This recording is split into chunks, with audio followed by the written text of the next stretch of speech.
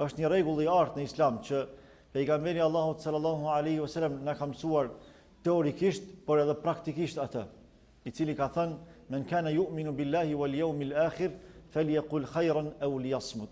Kushdo që beson në Allahun për Zot dhe në ditën e gjykimit si një realitet i pamohueshëm, atëherë le të flet mirë ose le të hesht. Pra ky është parim kuranor dhe pejgamberik.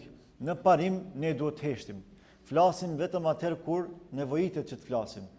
Dhe kur ne kemi nevojë që të flasim, duhet të flasim vetëm atë që duhet, atë që është e qelluar. Sepse për aq sa flasim, për aq edhe ngarkohemi.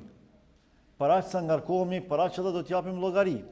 Dhe varësisht nga ngarkesat tona, si rezultati i fjalëve tona, do t'i kemi edhe përfundimet tona. Prandaj përgjegjësia e të folit është prej përgjegjësive më të mëdha në Islam. Dhe për këtë arsye Allahu i Madhërisht i kushton rëndësi të madhe çështjes së të folurit. Pra, çështja e të shprehurit është çështje shumë e lartësuar në Islam. Është çështje shumë me vlerë.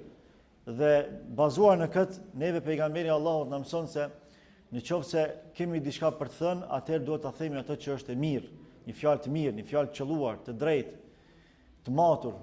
E nëse nuk kemi për të thënë diçka, atëherë më mirë le të heshtim. Pra kur njeriu ka mundësi që të flas diçka, por jo mirë, më mirë është që të hesht sesa që të flas diçka që nuk është e qelluar. Nëse në momentin që ne e themi fjalën e keqe, ne do të ngarkohemi dhe pastaj do të japim llogari për atë që e themi. Por për heshtje nuk ndodh një gjë e tillë.